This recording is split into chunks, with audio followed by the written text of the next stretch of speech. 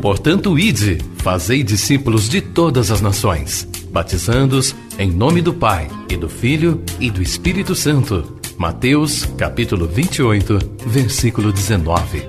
Assim diz o Senhor: quem tem ouvidos para ouvir, ouça o que o Espírito diz às igrejas.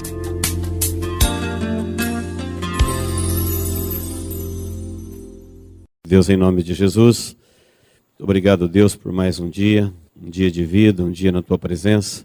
Por tudo, Deus, que o Senhor nos permitiu vivermos nesse dia, obrigado. Que rendemos a Ti a nossa gratidão por esse tempo de louvor, tempo de comunhão. Pedimos agora, Deus, que o Senhor mais uma vez fale conosco através da Sua palavra. Que o propósito para o qual o Senhor a envia, que o propósito para o qual ela foi deixada, ó Deus, possa ficar claro. Que todos possam ouvir e entender a mensagem do Senhor ao coração de cada um. É no nome de Jesus que nós oramos e te agradecemos, ó Deus. Amém. Lucas 15, versículo 1 diz assim: aproximando-se de Jesus, todos os publicanos e pecadores para ouvir, e murmuravam os fariseus e os escribas, dizendo: este recebe pecadores e come com eles. O versículo 7. Digo-vos que assim haverá maior júbilo no céu por um pecador que se arrepende, do que por 99 justos que não necessitam de arrependimento. Versículo de número 10. Eu vos afirmo, de igual modo, há júbilo diante dos anjos de Deus por um pecador que se arrepende. E ainda o versículo de número 32. Entretanto, era preciso que nos regozijássemos e nos alegrássemos, porque esse teu irmão estava morto e reviveu, estava perdido e foi achado. Amém? No capítulo 15 do Evangelho de Lucas, capítulo que Jesus contou 3 parábolas: a parábola da ovelha perdida, a parábola da dracma perdida e a parábola do filho pródigo. Nós vamos aprender com Jesus, com esse texto, que é muito perigoso uma pessoa gastar a vida, uma vez que ninguém sabe o quanto tem de vida para gastar. É muito perigoso esbanjar. Pródigo quer dizer esbanjador. O filho pródigo é o filho que esbanjou a sua vida. Gastou como se ela não fosse fazer falta. Em todo o tempo da humanidade, o homem tem banalizado a vida por desconhecer o propósito, o direcionamento, a vontade, o valor que Deus dá a uma vida. A vida sempre tem sido banalizada, mais do que em qualquer outro tempo, no tempo em que nós vivemos. Então, os religiosos, para conseguir os seus propósitos, eles manipulam vidas. Os governos, para conseguir os seus propósitos, eles manipulam vidas. Enfim, qualquer pessoa, qualquer grupo que tem alguma autoridade, alguma lei, alguma obrigação sobre ele, são pessoas que usam vidas, tiram proveito delas, como se elas não fossem vidas como a vida daqueles que governam sobre eles. Até a própria pessoa, como meio da cultura, como um produto do meio, às vezes aceita que a sua vida seja banalizada, sem pensar no perigo e nas consequências disso. Então, o capítulo 15, o que motivou Jesus contar as 3 parábolas, foram esses 2 versículos que nós lemos. Porque aproximavam de Jesus todos os publicanos e pecadores para ouvir, e os fariseus e os escribas ficavam revoltados, irados, de ver que Jesus aceitava pecadores direto a ele, sem passar por eles. Tinham raiva disso, eles ficavam furiosos, porque eles entendiam que ninguém podia a Deus direto, ainda mais pecadores, ainda mais gente que eles entendiam que eram piores do que eles. Eles não podem fazer isso, se eles fizerem, Deus não deveria aceitá-los. E Jesus é Deus humanizado, ele está na terra, e aqui diz o texto que publicanos quer dizer uma classe pior de pecadores. gente que não era dado nem o direito da religião, gente que não era cumprimentado com a paz. Eles eram considerados traidores, mestiços, traidores da pátria, traidores do judaísmo. E esses publicanos e pecadores, eles iam falar com Jesus, e Jesus não somente os recebia, dava atenção e comia com eles. E isso despertou a ira dos religiosos.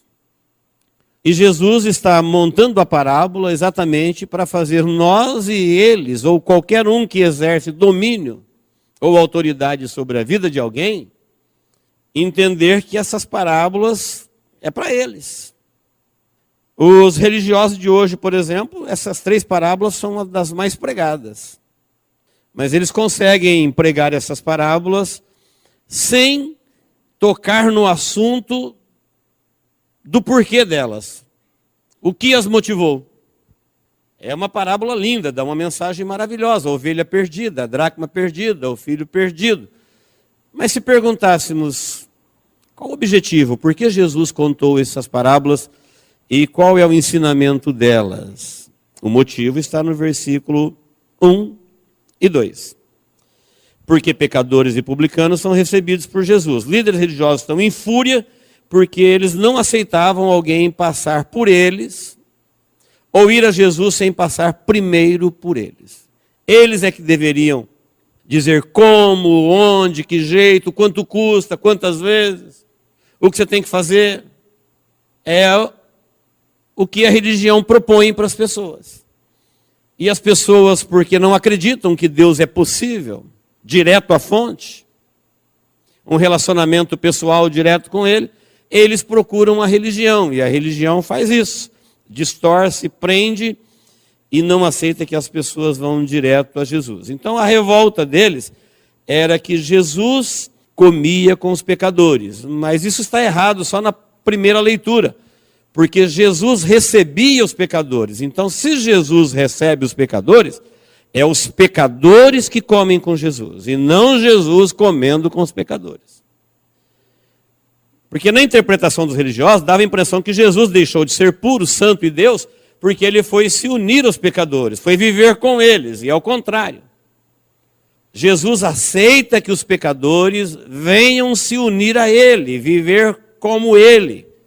Por isso ele vai dizer, em Lucas 5:31, que ele não veio chamar os justos, ele veio chamar os pecadores ao arrependimento. Ele não falou, eu vou comer com os pecadores e vou viver com eles.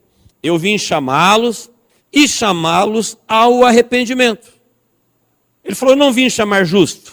Mas quem é justo na terra? A Bíblia diz que ninguém.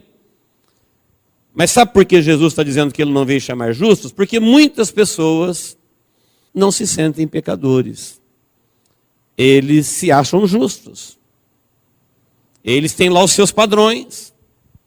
Eles têm os seus métodos de aferições, eles têm os seus métodos de valorização, de justificação, e aos seus próprios olhos eles se justificam.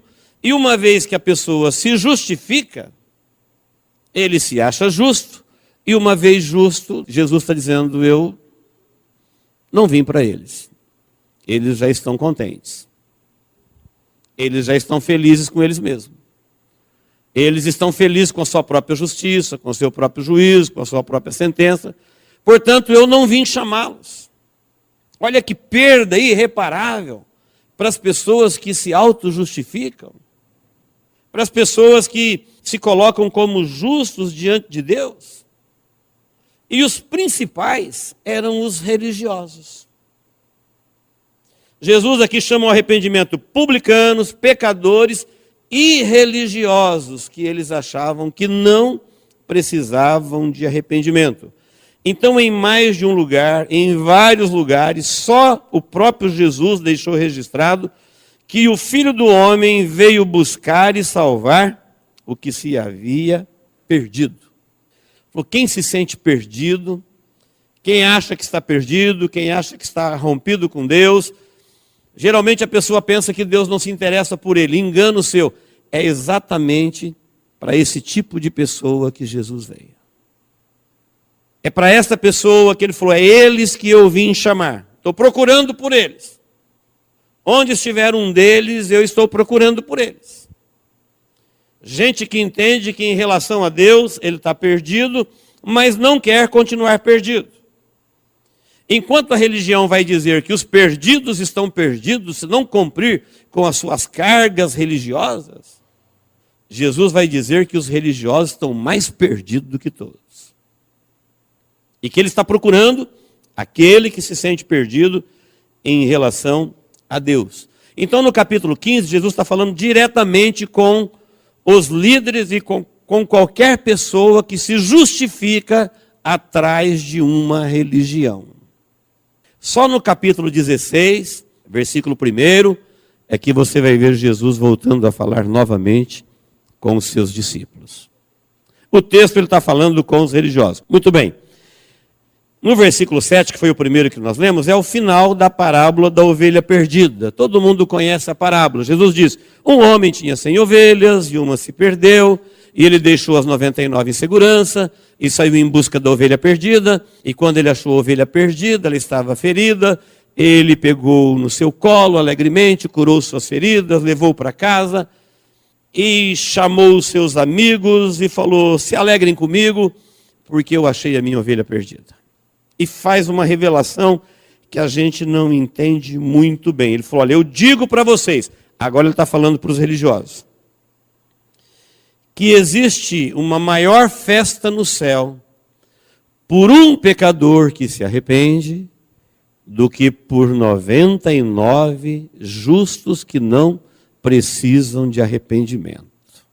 Aí a gente para pensar, fala, o que Jesus está querendo dizer? Um por 99? Mais valor, mais alegria, o céu entra em festa por um pecador que se arrepende, mais que por 99 que não necessitam de arrependimento. A primeira pergunta que me vem à mente é que Jesus diz um homem. Então vamos imaginar que você é o homem, você é a pessoa que tem 100 ovelhas e perdeu uma. Deixou as 99 em segurança e foi atrás da ovelha perdida, encontrou e a trouxe. Imagina a sua alegria. Na segunda imaginação, você não é o homem, você é a ovelha perdida. E o rebanho foi embora com 99 e você não achou mais que alguém viria atrás de você, porque 1% é uma perda aceitável em qualquer lugar. 99 está salvo, vamos largar sua ovelha perdida para lá. E se ela fosse você? Você diria para Deus que 1% é uma perda aceitável? Se esse 1% fosse você?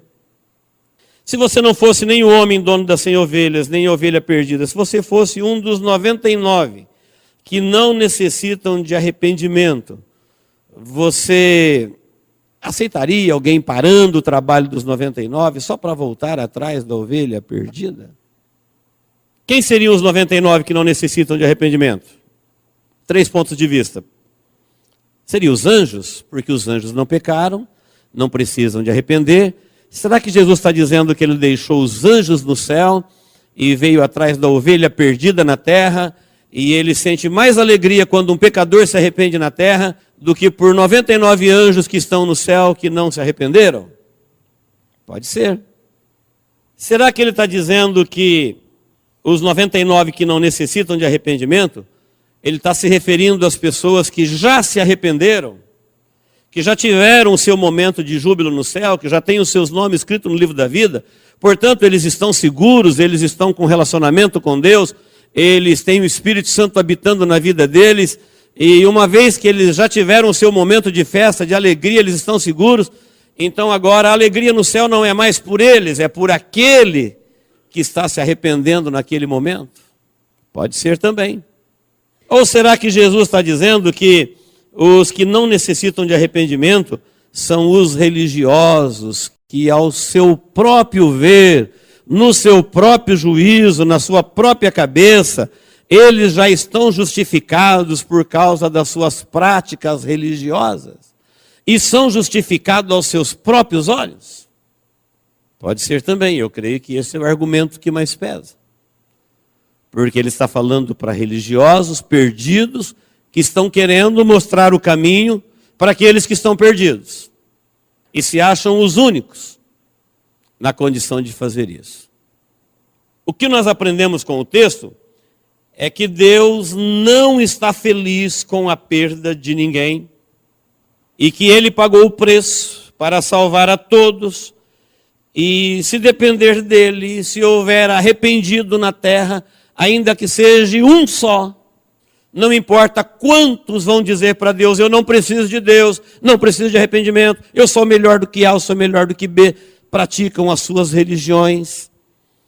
Deus falou que não tem prazer nesses 99, que se justificam porque eles continuam perdidos, e Ele não está procurando esse tipo de gente. Ele não tem planos, ele não tem propósito, ele não tem destino especial para esse tipo de gente. E que, na verdade, no meio de toda essa gente, ele está procurando o perdido arrependido. Então, Deus não está feliz com a perda, mas Ele está feliz com o preço pago que Ele pagou. Ele falou, mesmo tendo uma multidão que diz que não precisa de Deus, Ele está feliz por ter dado a sua vida para salvar um pecador a cada 100, que Ele não aceita essa margem de perda, dizendo, não, um só, deixa para lá, que Ele pagou um alto preço, Ele sabe o quanto custa uma vida, Ele morreu por ela, e se depender dEle, se tiver um pecador arrependido, onde quer que ele esteja, Deus está procurando por ele. E se Deus está procurando por ele, Ele vai achá-lo, porque os seus olhos percorrem sobre toda a terra, para procurar os fiéis que lhe servirão. Se tem aqui alguém que está perdido de Deus, esteja certo, Deus vai te achar. A não ser que você não queira ser achado. Quando que alguém não quer ser achado? Quando ele diz que não precisa de Deus, que Ele é muito bom. Que ele está contente com o que ele é, com a sua religião, com as suas práticas, com os seus valores. Olha que triste para a pessoa que se coloca acima dos outros, achando que é melhor. Ele olha e vê gente sem Deus, gente pecadora, gente ruim, um mundo cheio de gente com pecado, e ele se coloca acima e diz, eu não sou como esses, portanto eu não tenho do que me arrepender, eu não estou perdido. Ele se vê acima. Ele se esquece de que Deus, quando olha do céu à terra, Ele vê todos igualmente pecadores.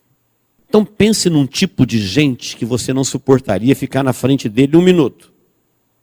Pense num tipo de gente que, se você pudesse, você o mataria. De tão horrível que é. Pois bem, sem Jesus é assim que Deus te vê. E sem cometer nenhuma injustiça. Para o padrão de Deus, para o critério de Deus, quem não tem o sangue de Jesus sobre a sua vida, é assim que Deus o vê. É assim que Deus vê todo mundo. Por que você acha que Ele matou Jesus? Porque Ele queria matar o pecador. Pecador culpado, que merece morrer, que tem culpa, que faz coisas horríveis com a vida dele e dos outros. Mas porque Ele é Deus bom, amoroso, e não querendo matar o pecador por causa do pecado, Ele então entrega a sua vida para morrer pelo pecador, para matar o pecado nele e resgatar só o pecador, sem o pecado. Sem aquilo que faz você ter vontade de matá-lo. Deus está dizendo que aos olhos deles todos os homens são iguais. Não importa onde você nasceu, no tempo e no espaço, o que você conquistou, o que você galgou, o que você tem de bom, o que você tem de ruim. Para Deus você é um igual, ou um pecador com Jesus salvo, ou um pecador sem Jesus perdido. Revelação de Jesus. Falou, olha, o prazer de Deus, você quer ver o céu entrar em festa? Não é por causa de 99 que se acham. Quando Ele acha uma pessoa que entende como é que Deus o via sem Jesus e se arrepende e diz, Deus, eu não quero mais ser assim. Eu não quero ser como os religiosos, eu não quero ser como os pecadores, eu não quero ser como as pessoas rompidas com Deus. Aí Jesus diz, aí o céu entra em festa. Há uma alegria, há um regozijo, um nome é escrito no céu, uma vida é resgatada da condenação eterna. E Jesus disse, foi para isso que eu vim. Mas os religiosos, eles falam que Jesus veio para tanta coisa, que Ele nunca disse que veio para aquilo. Disse tanta coisa de Jesus, o que Ele veio fazer, Ele falou, não, eu vim para isso. Na segunda parábola, você vai ver a raiva dos justos ao ver que Deus confere honra a pecadores arrependidos. Então veja, quando ele foi falar de valor, de preço, ele usou o exemplo de um homem. Um homem tinha 100 ovelhas, comércio, uma transação financeira. Falou, qual é o homem que tendo 100 ovelhas, ele consegue resgatar uma, ele não se alegra? Falou a linguagem deles. Agora ele quer falar de amor sentimental. Então, para nos fazer entender que quando o assunto é uma transação financeira, Deus pagou o preço pelo pecador e está feliz e não se importa com aqueles que não entendem que foram comprados, e o preço que ele pagou, ainda que seja por um pecador a cada 100, ele está feliz e está alegre, e ele se alegra no céu por uma pessoa. Entendemos isso? Amém? Segundo entendimento, uma mulher perdeu uma dracma. Quando ela perdeu a dracma, não aceitou perder a dracma. Ela começou a acender a candeia, a varrer a casa, a procurar diligentemente até encontrar. E quando ela encontrou, ela chamou as suas amigas e falou, olha, vem se alegrar comigo, porque eu achei a minha moeda, a minha dracma perdida. Você vai falar, nossa, que exagero. Fazer uma festa porque achou uma moeda? Aí Jesus usa o exemplo e fala, eu vos afirmo. Ele já falou que o céu entra em festa quando ele acha um pecador que reconhece o preço que ele pagou por ele, se arrepende e o céu entra em festa. Agora ele fala, eu vos afirmo, de igual modo, há júbilo diante dos anjos de Deus por um pecador que se arrepende. Segunda parábola, mesmo ensinamento. Uma mulher da Palestina, quando ela casava, ela ganhava 10 moedas de prata. Algumas até fazia disso uma tiara, colocava as 10 moedas. Assim como nós temos um anel dado numa ocasião, ou conquistado numa ocasião especial, ou uma aliança que você coloca na mão numa ocasião muito especial. Então veja que para falar de um amor sentimental, Jesus não usa mais o exemplo de um homem, ele fala uma mulher. Porque todos nós sabemos que quando o assunto é sentimento, o mais nobre dele está no coração feminino. Quando o assunto é finanças, o melhor delas está no comando dos homens. Quando é preço pago, um homem tinha 100 ovelhas. Quando o assunto é assunto do coração, coisa da alma, coisa sentimental, valor sentimental, ele diz, olha, uma mulher tinha 10 dracmas e ela perdeu uma. Você poderia dizer, olha, para quem tem 10 moedas de prata, então perder uma, 10%, também é uma perda aceitável. Não, só que na tiara se colocava as 10 moedas que ela ganhou naquela ocasião, e aquelas moedas tinham um valor sentimental. Tinha a ver com a pessoa amada, com a pessoa honrada, com o dia do seu casamento, as moedas que ela ganhou. Então aquela coleção de moedas ficaria incompleta, sem aquela moeda ela não se deu por satisfeita e procurou até achar, e quando ela achou, ela falou, agora vamos festejar porque eu achei a dracma perdida. Qual é o ensinamento? Depois de Jesus falar que ele está feliz em ter pago com a vida de Jesus, ainda que seja por um único pecador, o preço proposto foi no amor dele, no coração dele, e se depender dele não tem arrependimento. Um pecador arrependido, o preço pago, para Deus está bom, Deus está feliz. Ele não vai dizer, se eu soubesse que tão pouca gente aceitaria Jesus, eu não teria enviado ele para morrer. Ele está dizendo que ele está feliz. A segunda revelação é ainda mais maravilhosa. Ele está dizendo que aquela moeda, além de ela ter um pequeno valor monetário, ela tinha um alto valor sentimental. Então o valor sentimental dela era muito superior ao valor monetário mesmo, o valor da moeda, da prata. E Jesus está dizendo com isso que o pecador arrependido, além do preço pago, Deus tem para com ele um valor do coração de Deus. Deus está dizendo, eu amo. E como ele é Deus, ele ama como Deus. E Deus ama grande. Deus ama de uma forma insondável. Jesus está dizendo, estas pessoas que se arrependem dos seus pecados e vão para Deus, ele está dizendo que ela tem um valor emocional para Deus. muito mais do que o valor real de uma vida. Se pudéssemos avaliar o valor de uma vida, nós entenderíamos Deus dizendo que o mundo todo não paga uma única alma. Além de o mundo todo não pagar uma única alma, Jesus está dizendo que ele tem um amor do coração dele. Ele tem sentimento.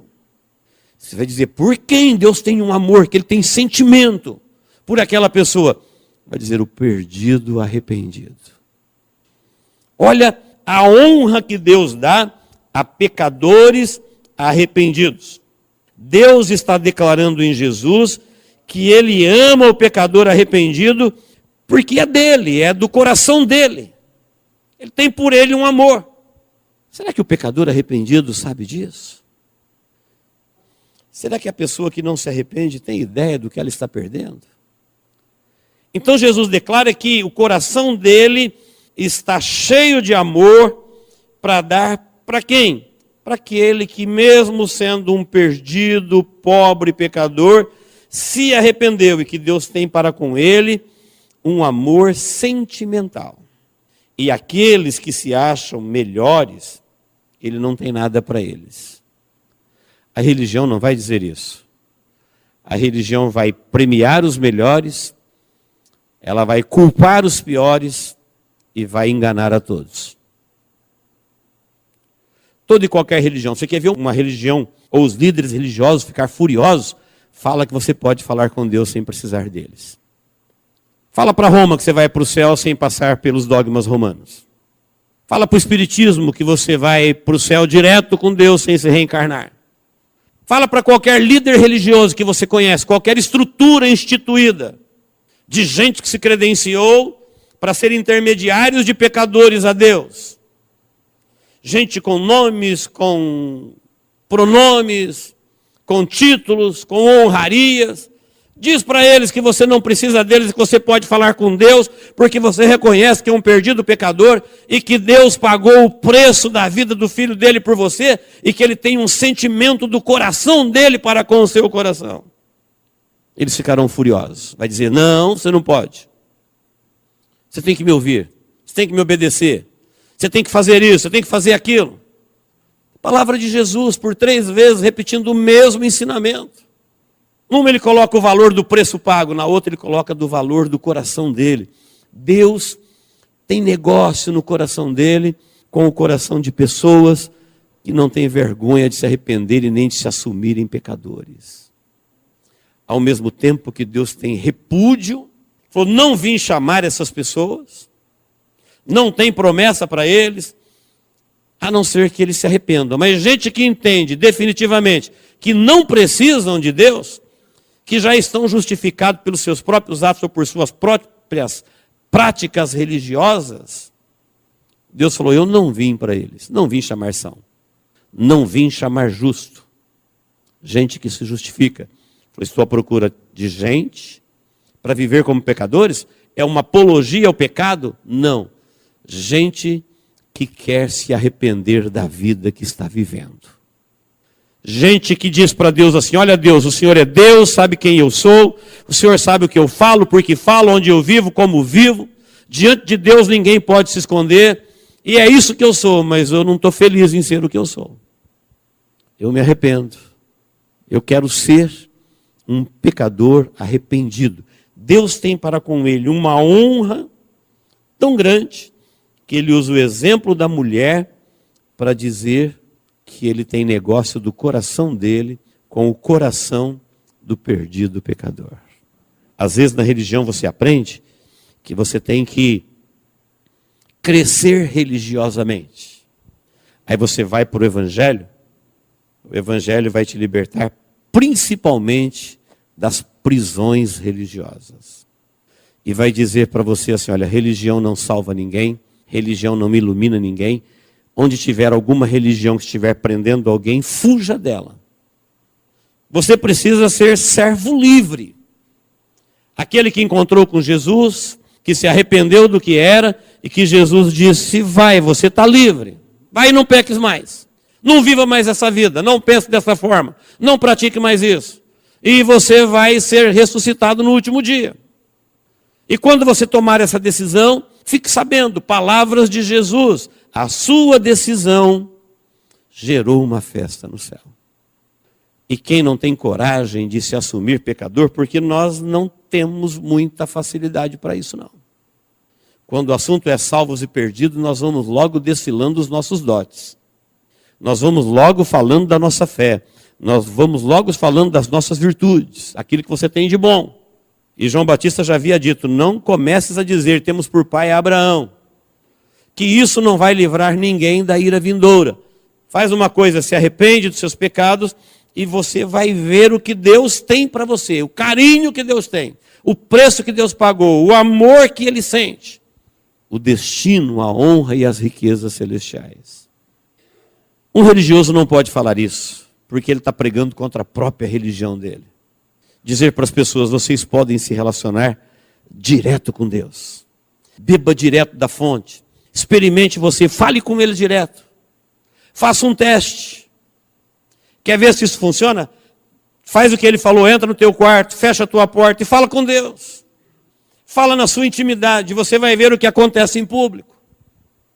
Abre o teu coração, conta a tua dor, conta a tua tristeza. Não fica desfilando suas glórias, seus valores, porque Ele te conhece na sua íntegra. Ele sabe quem você é, fale com Ele. E a Bíblia fala que Deus te recompensará. Fala que Deus te ouvirá, Deus te atenderá. Não temos que passar por práticas, por ordenanças, por cadeias, por obrigações. O que você for fazer para Deus na comunhão da igreja é livre, porque é a Deus. E Deus não tem correntes. Deus não tem algemas para ninguém. Ele veio para libertar, e a Bíblia diz, se o Filho vos libertar, verdadeiramente sereis livres. O terceiro versículo que nós lemos, da terceira parábola, é a parábola do filho pródigo. Um homem tinha 2 filhos, e um deles resolveu ir embora de casa. No primeiro era 1%. Segunda parábola, 10%. Aqui é 50%. Ele tem 2 e um vai se perder. E essa é a principal parábola das 3, porque ele vai falar do perigo da pessoa esbanjar a vida sem saber o quanto de vida tem. Pode observar à sua volta, do tempo que você já existiu, todas as vezes que você viu alguém partindo, morrendo, ou quase morrendo, que as pessoas, nesse momento, elas entendem exatamente isso que Jesus vai dizer aqui. Que as pessoas banalizam a vida, gastam de qualquer maneira, vivem de qualquer modo. Quando ele descobre que ele não tem mais vida, ele se arrepende de ter jogado ela fora. Ele se desespera. E agora? Acabou a vida. Porque nós vivemos num tempo em que a gente não desperdiça nada, a gente recupera o lixo. A gente diz que não pode perder dinheiro, a gente diz que não pode perder tempo, a gente diz que não pode perder riqueza, nós não podemos perder valores, nós guardamos tudo, não queremos perder nada, só a vida que a pessoa não liga de esbanjá-la sem critério. Gasta cada dia da sua vida, cada ano da sua vida, cada momento do seu viver, sem nenhum critério, como se ela fosse eterna, como se ela nunca fosse acabar. E de repente, quando ele percebe que ele não tem mais vida, ele não tem outra vida. Vida nós só temos uma.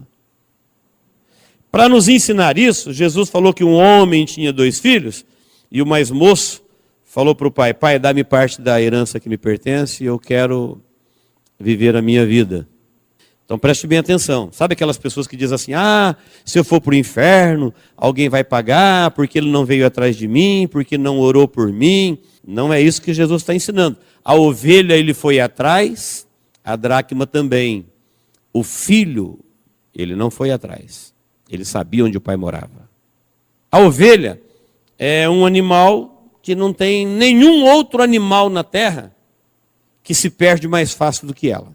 E que tem mais dificuldade de reencontrar o caminho de volta para casa. Não existe nenhum outro animal que tenha uma menor capacidade de proteger-se. Ela é símbolo de dependência, de condução, ela não se autodirige, ela não enxerga longe, ela não se protege, ela não agride, ela não é predadora de ninguém, de nada, ela só é presa. A dracma é só um valor, por isso Alguém foi atrás da ovelha e alguém foi atrás da dracma. Mas o filho que conscientemente feriu o coração de seu pai, quando ele pediu a herança, porque não se pede herança de pai vivo.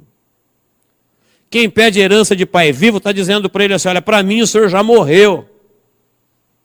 E a única coisa que eu quero é a vida que o senhor me deu.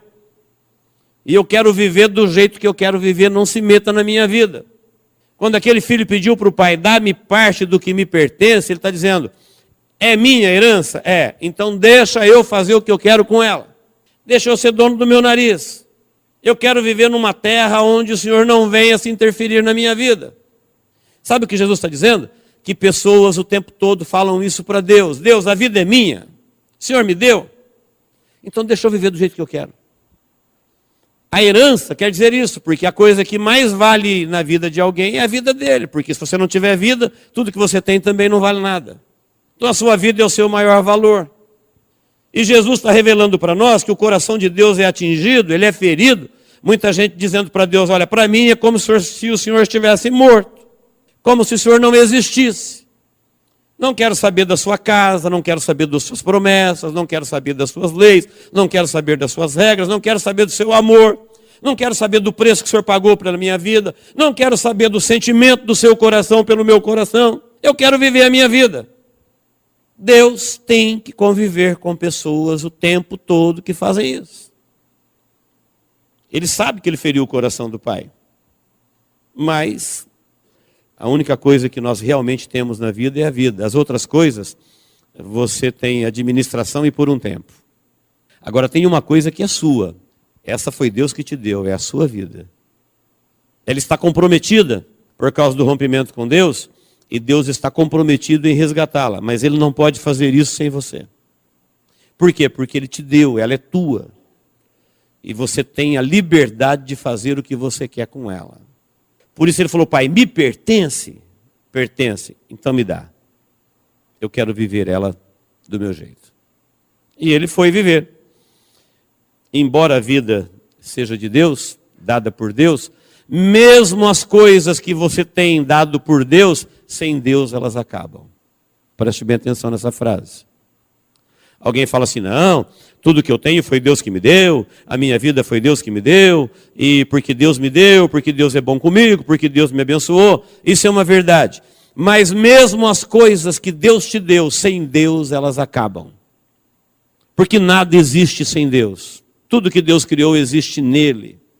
Porque foi criado por Ele e nele. Falou, a vida é minha? É, então quer viver sem Deus? Vai viver. Mas não demorou muito tempo para ele perceber que aquilo que parecia ser uma euforia muito longa, acabou, porque tudo sem Deus acaba. E daqui a pouquinho ele começou a ter fome. Fome. Que tem de gente neste mundo vivendo a fome. Aí você fala, a fome de comida ela dói. Não, tem gente vivendo fome de paz, fome de fé, fome de esperança, fome de segurança. Tem gente vivendo o medo o tempo todo, a guerra o tempo todo, o conflito o tempo todo. São vidas que todos os valores que Deus deu para a vida já estão se acabando. O que sobra é resto de vida, vestígios de vida. A vida está indo. E eles continuam vivendo numa terra onde tudo se acaba. Uma terra distante. Não tem terra distante. Todo mundo vive diante dos olhos de Deus o tempo todo. É gente que fala para Deus, eu quero viver num lugar onde o Senhor não fique me olhando. Não tem como. Não tem terra distante. É só um jeito de viver que fere o coração de Deus. E Jesus está dizendo para nós que o caminho para voltar desse tipo de vida não é muito fácil. Quando ele estava passando fome, ele foi trabalhar com porcos. Porcos era uma atividade proibida, criar porcos no judaísmo. Ele era proibido de comer da comida que ele dava para os porcos. Você pode falar que é absurdo? Não é muito comum. É muito comum. Quem manipula o dinheiro dos outros não pode pegar o dinheiro que não é dele. Tem gente que trabalha com comida em restaurante, mas não pode comer. Tem gente que trabalha com comida em festa, mas não pode comer. Os funcionários que tratavam de porcos não eram permitidos comer da comida dos porcos, mesmo estando com fome. Foi nesse momento em que ele teve um momento de lucidez e falou: na casa de meu pai tem empregados que têm abundância de pão. E ele fez uma coisa que Jesus quer nos ensinar, que nós temos muita dificuldade de fazer. Ele falou: eu vou me levantar e vou ter com meu pai e vou dizer para ele que eu pequei contra ele, que eu nunca deveria ter vivido a vida que vivi, que eu nunca deveria ter tomado as decisões que eu tomei, que uma pessoa não pode fazer isso com a vida dele, mesmo que ela seja dele, não impunemente. Um dia ele vai precisar de vida e vai ver que ele não tem mais. Um dia ele vai querer continuar vivendo por toda a eternidade, mas ele não terá mais oportunidade. Por quê? Porque a vida que ele teve, ele a banalizou. Por que Deus daria a ele outra? Por que Deus daria a vida para alguém que ele já deu a vida, e ele a comprometeu, e ele se fez homem, e morreu por ele na cruz do Calvário, e ele jogou isso fora, e Deus revelou o amor do seu coração, e ele jogou isso fora? Por que ele daria novamente? Ele entendeu isso, ele falou: eu vou voltar lá e vou falar para o meu pai que eu não quero mais ser filho. Eu joguei a minha honra de filho fora, eu joguei a minha fortuna fora, a minha herança, eu acabei com todos os planos que Deus tinha para a minha vida. Eu gastei a minha vida ignorando o tempo todo o coração de Deus, o preço que Deus me deu, o valor que Deus me deu, o sentimento de Deus. Eu vivi a minha vida ferindo o coração de Deus. Eu vou levantar e vou falar isso para ele. E vou dizer: perdoa-me, eu pequei contra ti. Sabe o que as pessoas dizem hoje? Não, o problema é meu pai, o problema é minha mãe, o problema é meu governo, o problema é minha cidade, o problema é minha família, o problema é minha igreja, o problema é os outros. As pessoas não têm coragem de olhar para Deus e falar: Deus, minha culpa, minha máxima culpa, eu sou culpado, eu decidi o que decidi pela minha vida, eu fiz o que fiz, e eu não precisaria ter feito isso. Pequei contra ti. Não sou digno de ser chamado teu filho, mas me trata como um dos seus funcionários. Aí Jesus vai dizer que o coração de Deus não muda quando a gente se torna infiel. Aí os irmãos conhecem o texto, que o pai de longe viu o filho, correu ao seu encontro, mesmo ele estando feio, fedido, mal vestido, abraçou demoradamente, beijou-lhe o pescoço, mandou matar o bezerro cevado, pegou vestidos novos, pegou sandália, pegou anel e fez uma festa. E quando alguém estranhou a festa para alguém que tinha feito algo tão terrível ao coração de Deus com a sua própria vida, sabe o que Jesus disse? Ele estava morto. Vamos nos alegrar, esse filho aí já tinha dado por perdido. Ele estava perdido e agora ele voltou, ele foi achado. Ele já estava morto, era uma alma que ia arder no inferno por toda a eternidade.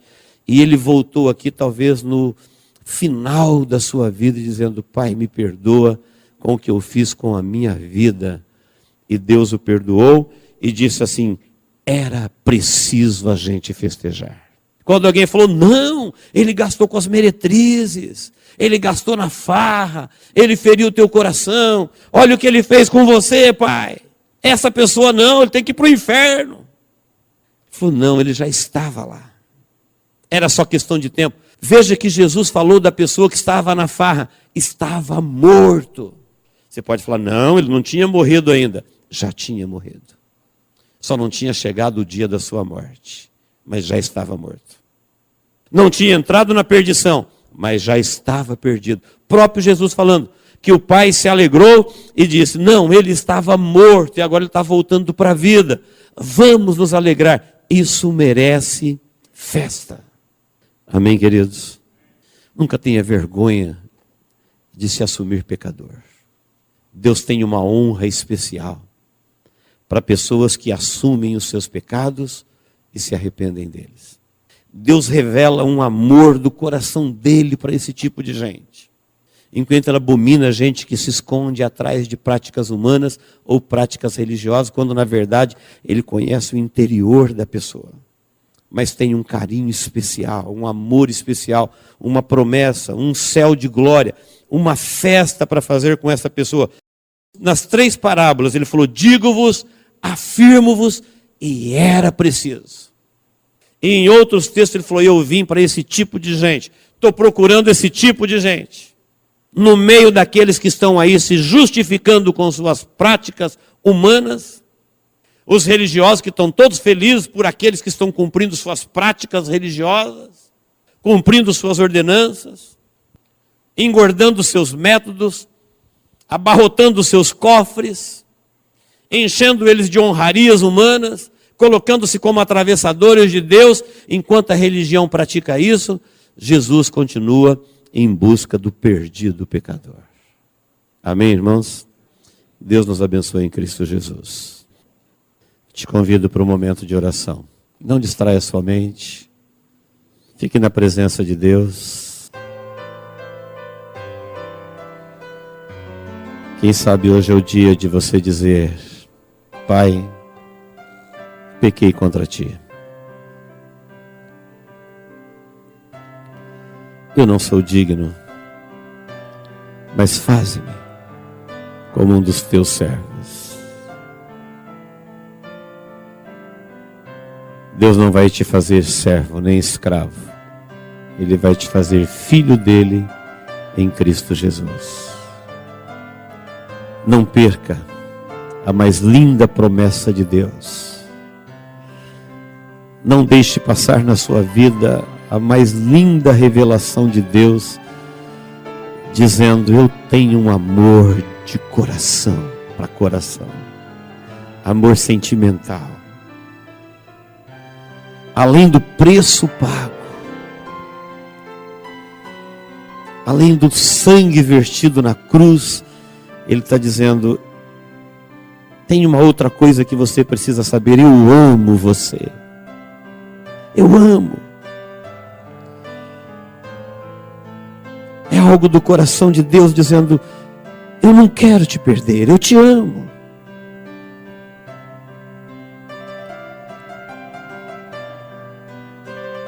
Você não pode mais viver ferindo o coração de Deus.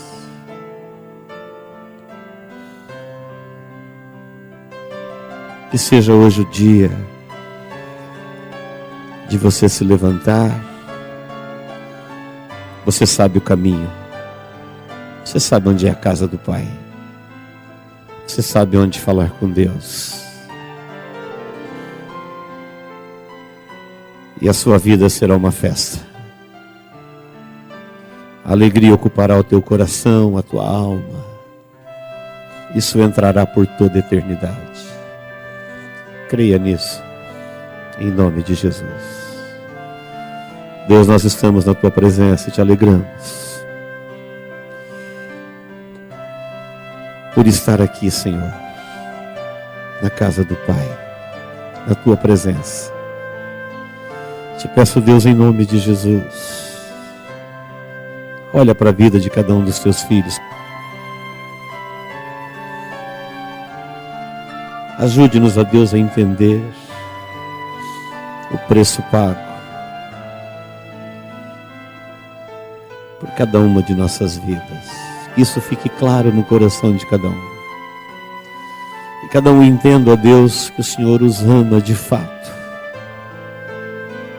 Que eles podem experimentar e corresponder a este amor.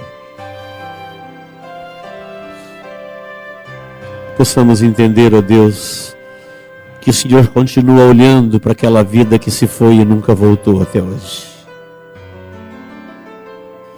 Que o Senhor está olhando, ó Deus, para aquela pessoa que feriu o seu coração e foi viver uma vida num lugar distante dos teus olhos. Eu te peço, Deus, que o teu Espírito Santo possa fazê-lo cair em si. Que o Senhor possa ajudá-lo a se levantar, a se encorajar e a te procurar e se reconciliar contigo, ó Deus, e fazer festa no céu. Em nome de Jesus, ó Deus, não deixe ninguém, Senhor, absolutamente ninguém dos que estão aqui fora deste chamado. É no nome de Jesus que nós oramos. Em nome de Jesus, ó Deus. Amém.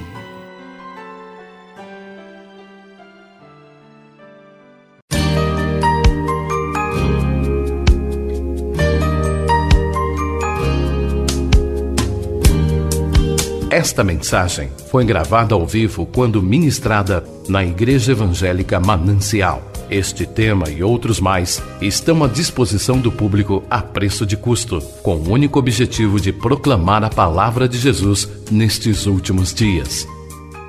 Adquira, ouça, creia, pratique e presenteie alguém que você ama com esta mensagem, a palavra de Deus.